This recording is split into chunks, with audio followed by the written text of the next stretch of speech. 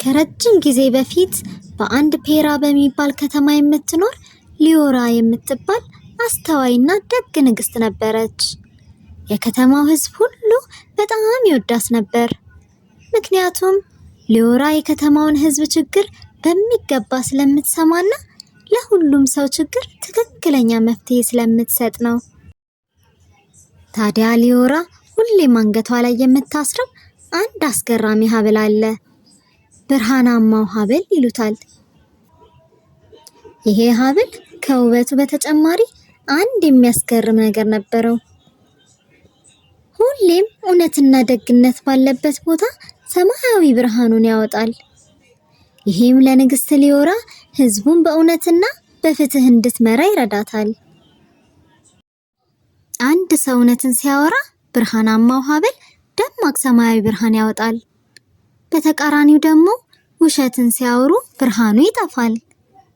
ይህም በቀላሉ የፔራን ህዝብ በሰላምና በፍቅር እንድትመራ ይረዳት ነበር። የፔራም ህዝብ በዚህ ሐብል ምክንያት ንግስት ሊዮራን ያምናትና ይወዳት ነበር። እውነተኛዋ ንግስት ይሏት ነበር።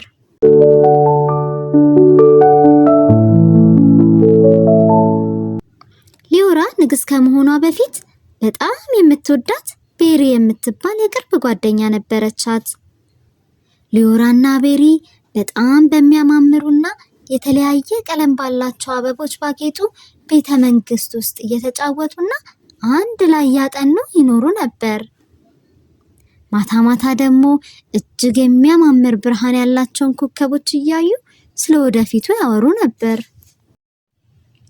አንድ ማታ ላይ ኮከቦቹን እያዩ እያለ ሊዮራ ለቤሪ እንዲህ ስትል ጠየቀቻት። ቤሪ፣ እኔና አንቺ ትልቅ ስንሆን ፔራ ከተማችንን እንዴት ነው የምንመራው? አለቻት። ቤሪም እየሳቀች አታስቢ ጓደኛዬ፣ ፔራ ከተማችን በፍትህና በእውነት እንመራታለን። ሁሉንም የከተማችንን ህዝቦች ደስተኛና ሰላማዊ እናደርጋለን አለቻት።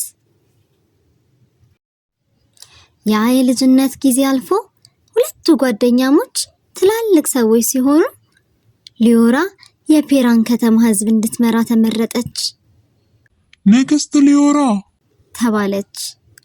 በዚህም በጣም ደስተኛ ሆነች። ቤሪም በሊዮራ ደስተኛ ነበረች። ነገር ግን በልቧ ትንሽ ቅናት ነበር። እኔ ነበርኩ ንግስት በመሆን የሚገባኝ ብላ አሰበች። የፔራ ህዝብ በሊዮራ መመረጥ ደስተኛ እንደሆነ ስታይ እና ደግሞ አንገቷ ላይ ያለው ብርሃናዊ ሐብል ሲያንጸባርቅ ስታይ ቅናቷ እየጨመረ ሄደ።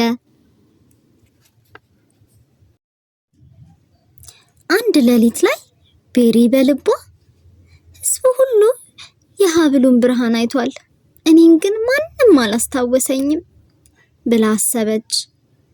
ከዚያም አንድ ሐሳብ መጣላት።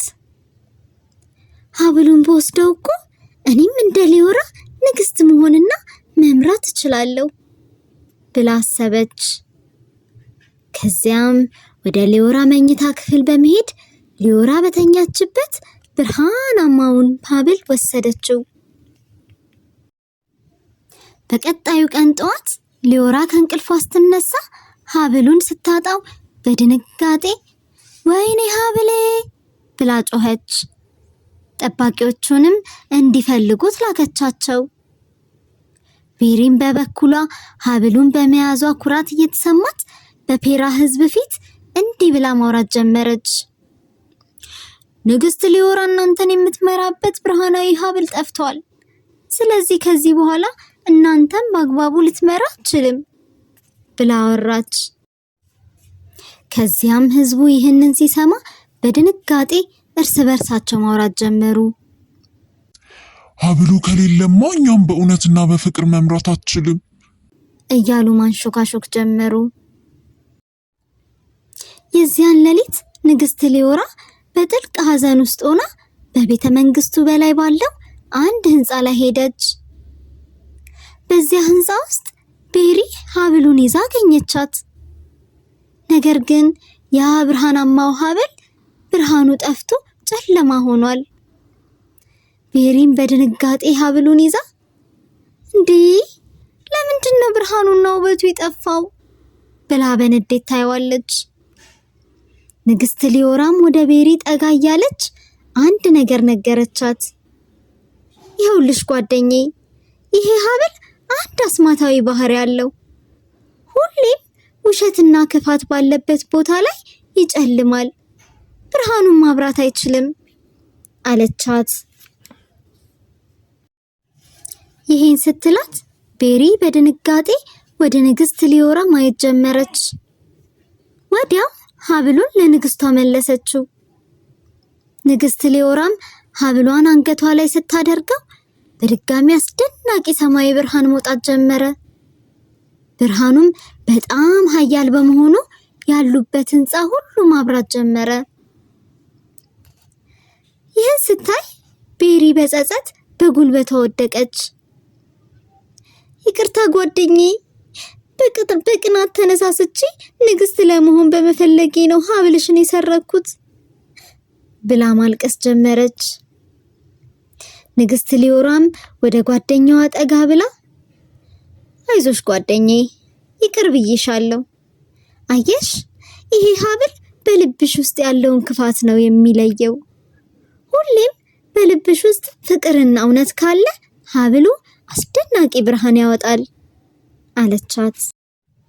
ከዚያም ሁለቱ ጓደኛሞች እጅ ለእጅ ተያይዘው ወደ ህዝቡ በመውጣት ሀብሉ መገኘቱንና እንደ በፊቱ በሰላም ከተማቸውን መምራት እንደሚችሉ ተናገሩ።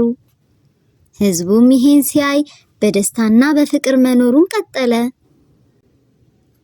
ቤሪም ከስተቷ በመማር ከጓደኛዋ አጠገብ ሆና ከተማውን መምራት ጀመረች።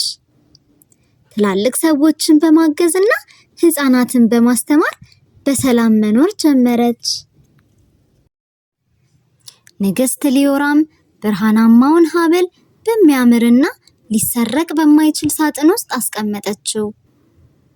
ወደ ከተማው እየተመለከተች እንዲህ አለች፣ ሁሌም ቢሆን መልካምነትና ይቅርባይነት በሰላም ለመኖር ትልቅ ቦታ አላቸው አለች።